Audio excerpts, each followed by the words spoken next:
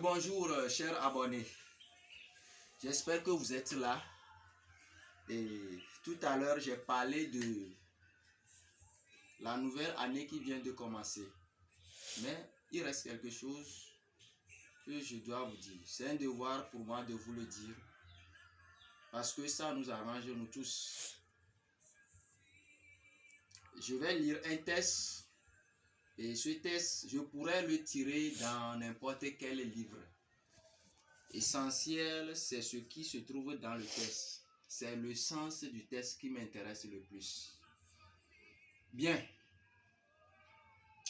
Vous-même, vous savez, et c'est une coutume aux hommes que lorsque une nouvelle année commence comme ça, on se souhaite des meilleurs vœux de toutes sortes. C'est très bien, c'est de la nature de l'homme. Mais pour aller plus loin que ça, il y a quelque chose qu'on doit savoir. Oui, il y a conditionnement dans toute réussite. De quelque manière il y a ça? Le texte est tiré dans le livre de 1 Pierre, le chapitre 3, le verset 10. Je vous le lis. Il dit, si quelqu'un en effet veut aimer la vie et voir des jours heureux, qu'il préserve sa langue du mal et ses lèvres des paroles trompeuses, qu'il s'éloigne du mal et fasse le bien, qu'il recherche la paix et la poursuive. Car les yeux du Seigneur sont sur les justes et ses oreilles sont attentives à leurs prières. Mais la face du Seigneur est contre ceux qui font le mal. Et qui vous maltraitera si vous êtes zélés pour le bien? Qui vous fera du mal? Qui vous détestera parce que vous faites du bien? Qui? Vous voyez? Bien, nous avons tous des ambitions. Moi aussi j'ai des ambitions. Ce n'est pas seulement vous qui aimerez voir la vie dans toute sa plénitude, la vivre dans toute sa plénitude. Ce n'est pas seulement vous qui voudriez voir des jours heureux, des moments de la joie, des moments d'allégresse, des temps de partage, rien que les sourires sur les lèvres, autour des tables rondes, où vous vous regardiez dans des yeux les uns les autres pour chérir la vie. Nous tous, nous avons ces ambitions. Et aujourd'hui, la plupart de nous, leur souci, c'est est-ce que je peux aussi vivre jusqu'à 70 ans, jusqu'à 80 ans, jusqu'à 100 ans. Vous voyez, la longévité est quelque chose qui préoccupe tout le monde. C'est bien. Mais Dieu nous dit dans la parole ici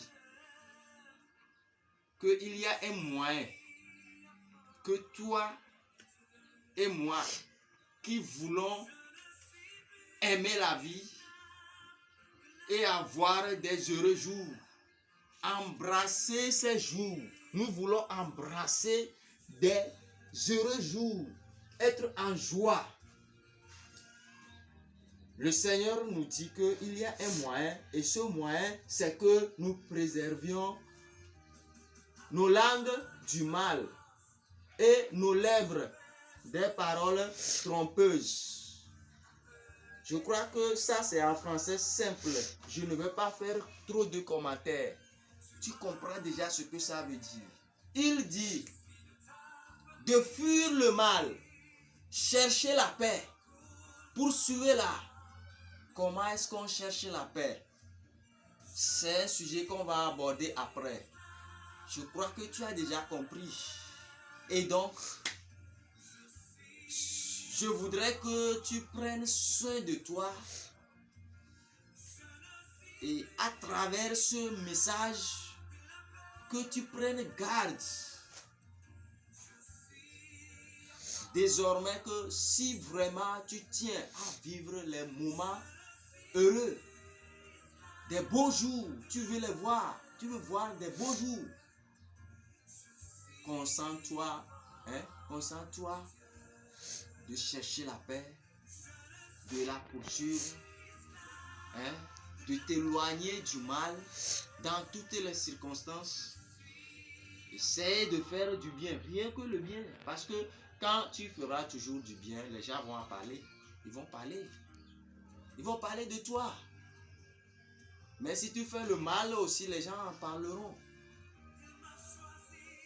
C'est ça.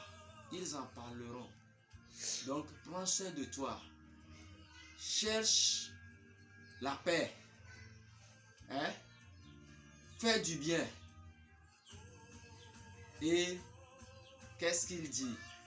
Les oreilles du Seigneur sont prêtes à t'écouter.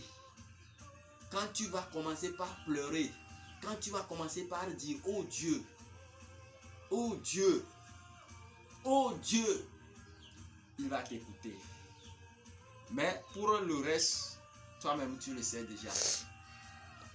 Alors, je t'invite à t'abonner si tu n'es pas encore abonné à la chaîne Science et Savoir par maître de conférence.